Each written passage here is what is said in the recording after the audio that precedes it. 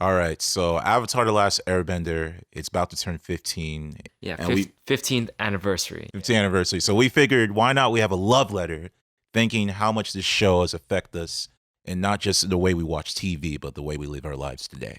So who wants to begin this? Because I'm going to talk forever. Well, first of all, that was well said. Love that introduction. I think Avatar for me was the first sort of animated show that that really stood out because it was the first animated show because we watched it when we were kids. Mhm. Yes. And none of the other animated shows really had a story to go with it. Mm. Like I would watch SpongeBob, Jimmy Neutron, Mhm. all those other shows that essentially were episodic. Mhm. They just one time have an episode that everything that happened was in that episode. Mhm. Yeah. And then I watched Avatar and I was like, there's actually a story to go along with this thing. I want to see what happens. Mhm. And I feel like that changed the way of how I viewed like shows and stuff like that. I wanted more of that. Mhm. Also, Teen Titans was another one that was like great. It was episodic at some points, but like when it came to the arcs, where it was like Raven's arc and then like Yeah. Starfire's, I did Starfire get one, but more No. more like Cyborg, yeah, more like Cyborg and Beast Boy Yeah. Yeah. and Robin. Like they had arcs, and I loved those arcs because they were continuous. They built up to it, so it's sort of like a new form of me consuming like an actual story versus just something episodic, and that was like why I fell in love with it and why I still consider it to be one of my absolute favorite animated shows of all time. Yeah, I think for me personally, so I agree with what you said as far as like the history, the kind of shared history that we have with this show, where we all saw it when we were kids at a point in time where there was actually a lot of good television at that time Yeah, for yeah. children. But this show stood out for a lot of the reasons that you said. It was one of the first shows for me that introduced that idea of you got to be back next week. You got to be sure to watch these episodes in order if you want to understand what's going on. I remember one of the times when the second book came out and I felt like I was missing something because I hadn't seen the first couple episodes and I just like wanted so badly to see what I missed, and that feeling of missing out where Yeah, I no, never seriously. I remember I was about to go to Chinese school, and I was watching an episode. And I was like, hold on, wait. I don't want to go. Yeah, yeah, just those feelings, because you knew that what was happening was important, because it was going to be important later. It was going to be referenced, and it was something that had been built up to before this, and so for just for me watching it at that time, it was it spoke to me in a very unique way, and it was something that allowed me to kind of grow up. And there's the thing is, like with a lot of these shows from back then, like it was a good time for television, for kids TV at that point, but a lot of the shows don't age as well as other shows. And this was one of those shows that just the older you get, the more you realize how good it is. Exactly, Yes, exactly. yes. There's more in it to see. Every time like I rewatch it, it's just like there's so many good moments in that show. Just even the first couple episodes with Katara talking about, or Katara confronting Sokka about his misogyny and sexism, especially at this time. And that was like from way back then. It's just like, Yeah. wow, this show has levels for everyone to enjoy. It's not just for kids. It's not just Yeah. for young adults. It's literally anybody can sit down and watch this and enjoy. I remember when my sister was in high school and I was still in like 8th grade and we just moved here. We'd always like rewatch it because they had like summer re-releases or something, like Yeah. where they played the episodes back to back to back to back. Yeah. Mhm. I love those moments. Yep. Yeah, man. I was able to catch up on the Yeah. Yeah. These days you can find it on the internet, or Right. you subscribe to whatever, like Nickelodeon or something, and Yeah. then you can watch the episodes, or Amazon Prime or something. Yeah, you can buy the Blu-ray, Exactly. DVD, and stuff like that. But back then we were kids. We didn't know how to do that. we didn't know that stuff. Man, this show. Okay, man. To be honest, for me, when it comes to this show, I don't even look at this as a show. I feel like this is a cartoon Bible. And what I mean by Bible, it's like you can literally watch this show, and it will almost feel like they're talking about your life. Like that's how I feel. Like I can watch an episode and then Iroh will say something cool and I'm like, dang, Yeah. like whoa, like, and that's what makes this show amazing. And there's so much things I can go into. Like for example, how this was one of the first action cartoons on Nickelodeon. Like Danny Phantom, I think, was the other one around that time, and how the fact that it was on Nickelodeon, not on Cartoon Network, helped it stand out more because Cartoon Network did have shows, or at least anime looking shows that dude had like continuous stories. But for the fact that it was on Nickelodeon, it gave it that independence it need to stand out because this show is different from any other show Yeah, at the time. the art style too, it's completely different, like easily recognizable. Yeah, and it's just again, like I have favorite shows. It's crazy because I always think favorite and better are two different things for me, but this show fits both. Like it's one of the best shows I ever watched, and it's also one of my favorites at the same time. Like it fits both. Like this is a show it's a show I cannot recommend to people. Like I have to recommend that show. Like Korra, I can be like, all right, you don't have to watch Korra, but you have to watch Avatar. You cannot live in this lifetime and never seen this show. And it's funny how we brought up the whole that it's not episodic as well, because I remember there was this one girl we had in our 11th grade class. I forgot her name. It's better if I don't mention her name too. Yeah. But I remember we recommended to this one girl that we thought sounded like Toph, and she just couldn't get into it. And we're like, what the heck? And I was like, why couldn't she get into it? And it's just like, when you think about that, it's an episodic show. It's like, if you see an episode where it's like, they're trying to learn earthbending and you just see this bald kid or whatever, it is tough to get into.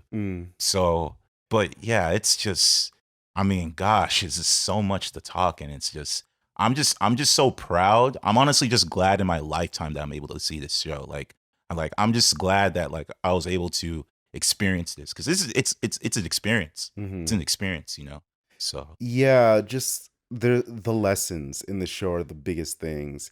The way that you can, and just the different characters are so. I think that's the thing that captivated me at such an early age.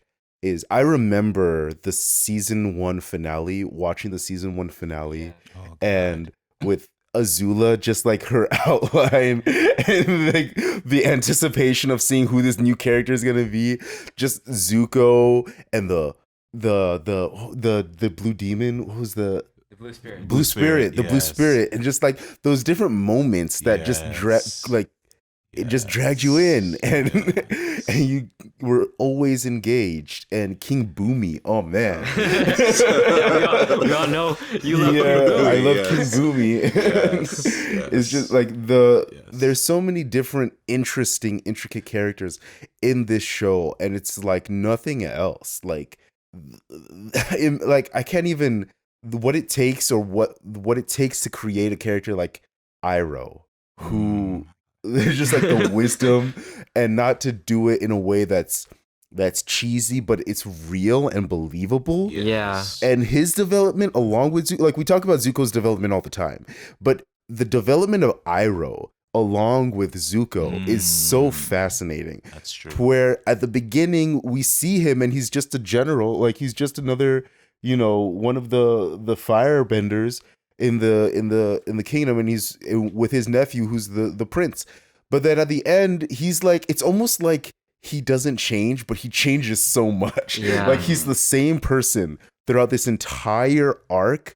He's the same person. Like this, the Iroh at the end is this Iroh we see at the beginning, but they're in such different places. But it makes sense because of how we've gone with these characters and who they've created these characters to be. Whereas you could have that character, but then you have a character just like Zuko, who's the exact opposite, but almost exactly the same. Where he's like, at the beginning, the character of Zuko is so different from the character of Zuko at the end, and it's crazy that it is crazy. Yeah. Oh man, that's one of my favorite things about this show. Actually, like when you mentioned about how the characters are just so incredible.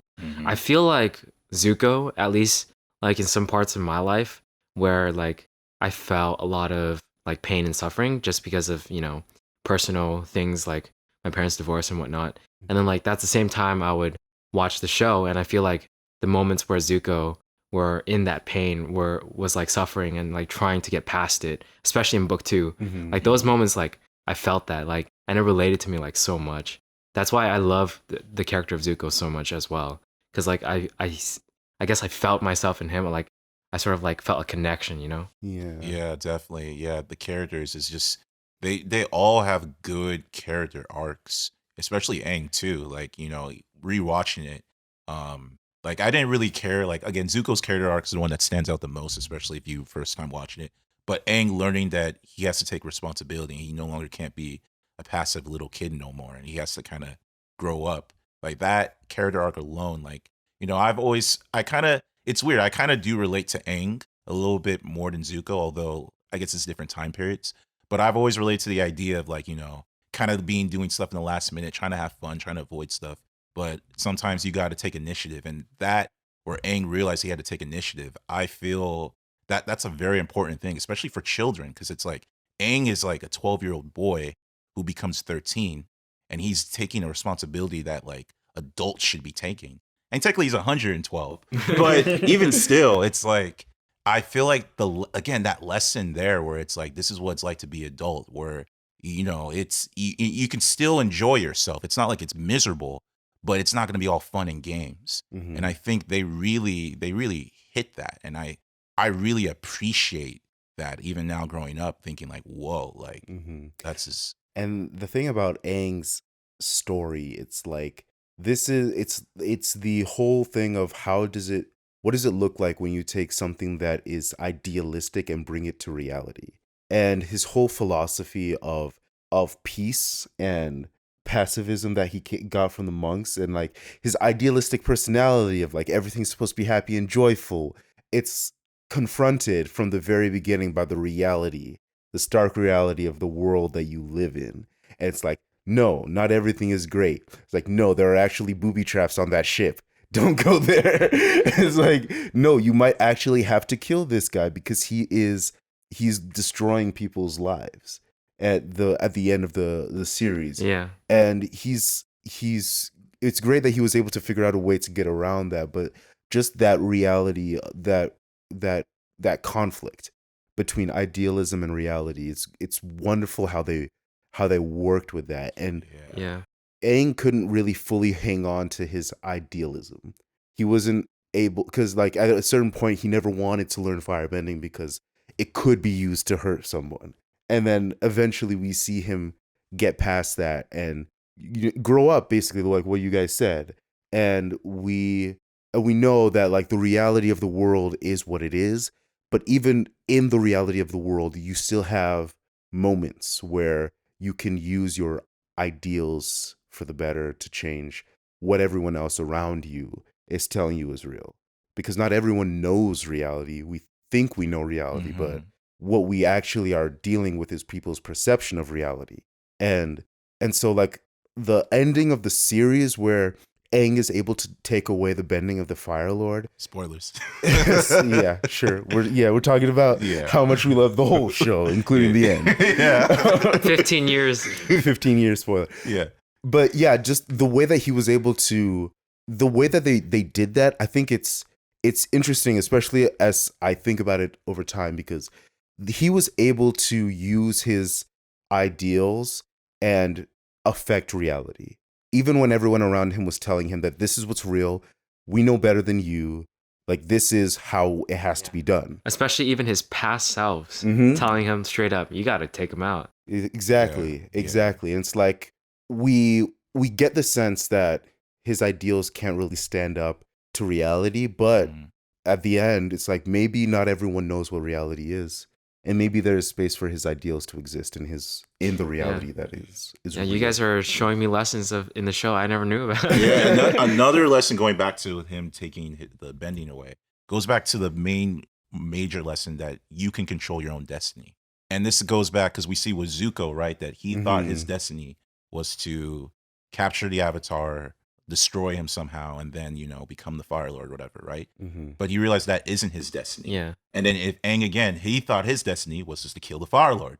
But he realized that maybe that isn't my destiny. And that's kind of the message that I always get from the show, that destiny is not something that is necessarily completely given to you. It's something that you can control yourself. So it's all about how you take it and where you take it. And that's something that always stood out to me with the show. Yeah. Some of the best episodes on television are in this show. Zuko alone, oh my god. It's like, come on. Oh And my god. it's incredible level of storytelling that went into this show. Or the Tales of Ba Sing Se. The Like, Tales of Ba Sing it's Se. crazy to me how they're able to make good written story, like probably best written storytellers you can see in 2 minutes per Mm, in a whole episode. Like that's tough.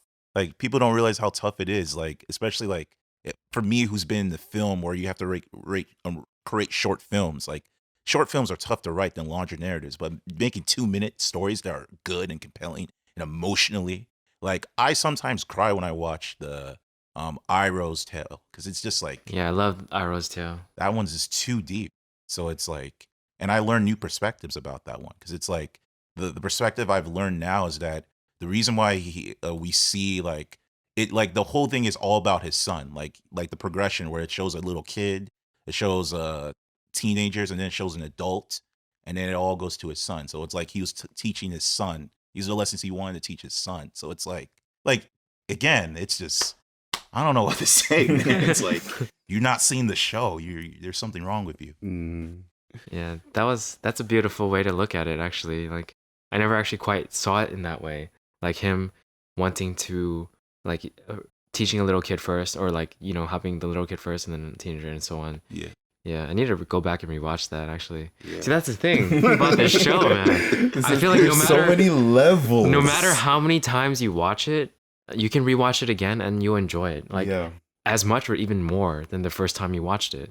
And I think, sure, some episodes are, more favorable to me than others, because some of them hit differently than others. But Yeah. I feel like every episode has a lot of entertainment value. Like, it's Mhm. very fun to watch. Mhm. But at the same time, there's also like way more to it than just that entertainment, Mhm. Yeah. and that is something that makes it stand out to me, because I feel like a lot of the other shows when we were kids were just pure entertainment, Yeah. but this one is different. Yeah, I agree. Every episode except for Great Divide had more than just entertainment value for me as well. But yeah, like I think again, my biggest thing with this show, why I always compare it to like a Bible, is that it just if you're really into self development, this show really is like a guide to self development. Like there's just like they even talk about the whole chakra thing. So that to me, like that really helps a lot of people, especially. So that's another reason why I recommend it. It's just like or why I think it's still one of the greatest shows and it deserves like it's right. Like I never think this show's overrated. Like I feel like anytime I see people praise it, it's well praised.